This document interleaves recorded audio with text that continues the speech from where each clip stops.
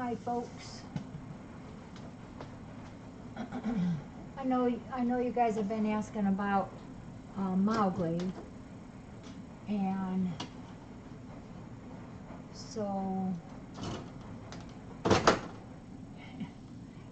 since lots of you folks weren't on yesterday when we got back from the vet's office, I know you may not be all up to date on what happened. So I'm just going to kind of briefly tell you, I am doing a blog right now and explain more fully of what's happened.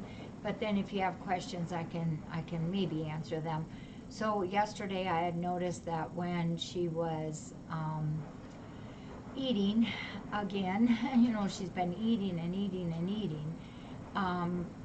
But I watched a little bit closer, and you could tell everything she was taking in her mouth was just coming back out. And you all know how she's been very slobbery and lots of slime.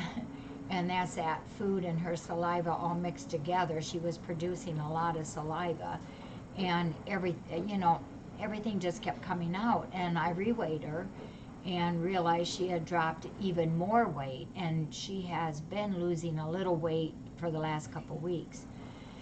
So I was really concerned, and so I talked to Dr. Darcy and told her, explained to her how she's eating and that she's really not getting anything down, and wondered about a stomach tube, which she said we need to do that right away. So Steve took her up first thing yesterday morning, and they did do that surgery where they put the tube in,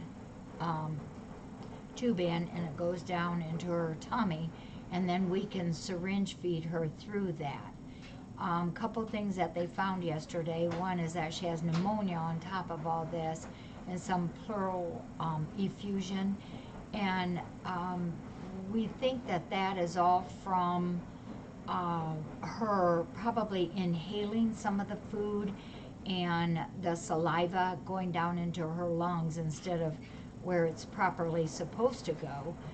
And so what they discovered when she was under anesthetic, which we could not see without an anesthetic, is that the front part of her tongue is actually adhered to the lower soft palate. So you can imagine, like, if you stick your tongue right behind your teeth and try to eat or talk, it's not possible to, because you have to have your tongue to push the food backwards. That's a good question, LJ. We can make her feel full now with her tube, but the reason she was eating and eating and eating is that she was never full. She never felt full. She was always hungry because she could not get that food down. Everything, that's why she was always sliming everything out. So they found she had that pleural effusion and pneumonia, and she also has a pellet in her chest, which is no big deal, but all that means is that somebody did take a pot shot at her sometime. So they did have to give her some of the emergency drugs yesterday afternoon to help her lungs be working better when this all kind of happened quickly after her surgery. And so we went to go get her, and she was pretty bright and alert. I had her in my lap on my way home, and I know I'm not supposed to do that. I tell other people don't do that, but I knew that she would just sit there and cuddle up against me, and she did. So she had 2 feedings with her tube last night, and she's had her breakfast this morning. And but she's not feeling good. She's not feeling good. She's very depressed. And so I talked to Darcy about that, and we ended up going to injectable meds. That way I know for sure she is getting the antibiotics that she really, really needs. So we gave her 2 things this morning. One, she already had Convenia on board from 4 or 5 days ago. I knew something wasn't quite right and gave her the Convenia, which is a long-term antibiotic. And so she needs a second one, which is what is Baytril. And we're doing that by injection now. But we also gave her what's called dexamethasone. It's a really strong anti-inflammatory, and we're hoping that that will help the lungs to get rid of some of the inflammation. So she's not perky like what I wanted her to be. And so just keep her in your good thoughts and prayers, okay? I got her out there. I'm working on a blog right now and have her, I'll put her back in my lap. She's been sitting in my lap. So if you have any questions, pop them up right now and I'll see if I can answer them. Yeah, she just leaned right in. She was so sweet. I did a couple of things that I'm thinking about that you might be of interest to know is that she can eat with that stomach tube in because it's not in here, it's down lower. So if a cat with a stomach tube wants to eat, they can.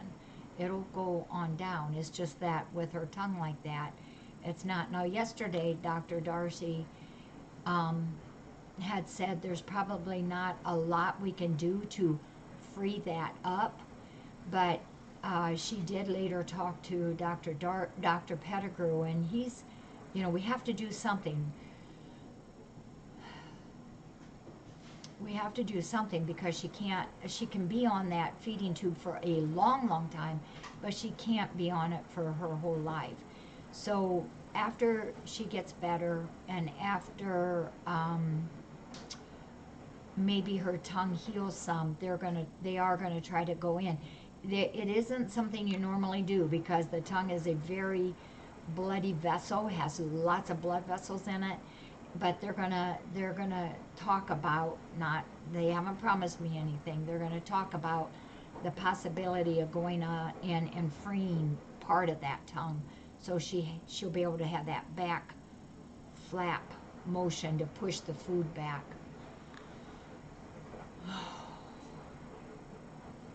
Thank you, LJ. Yeah, she will feel better with food in her tummy. She did, Kathy, she did. She did gain. And then what I'm imagining is that when she first came, I do believe that the tongue was free, but because of all that was going on with it, you know, as things heal, things happen. And I guess you could kind of think about it as, like if you put your two fingers together and even tape them together for a month, when you take that tape off, it's still going to come apart. But when you have a tissue that's open and you have it together, it will grow there together. So that's kind of what's happened, is as she has tried to heal that tongue, it has adhered down there. She was not born like this. No. She's not a youngster.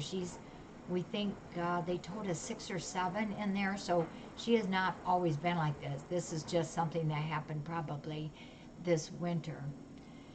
The long-term prognosis, I'm not positive, but I'm just taking it for right now. What we need to do is get some weight on her and get her healthy again. Long-term prognosis is I hope that we can do something with the tongue so she can push the food back. So, but she can have that feeding tube in for even a year, you know, but she's got more life in her than a year, so we have to do something. But this is the first step in helping her get to feeling better.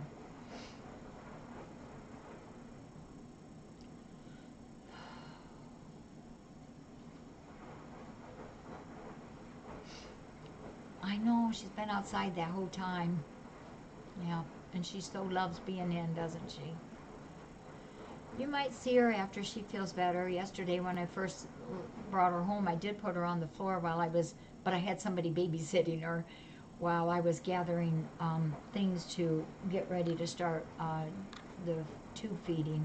And she was cruising about, but she has kind of gotten punkier overnight. Oh my gosh, cats are awesome healers, aren't they? All right, well, I'm going to go finish a few things, and please do keep her in your good thoughts and prayers. I appreciate that. Thank you.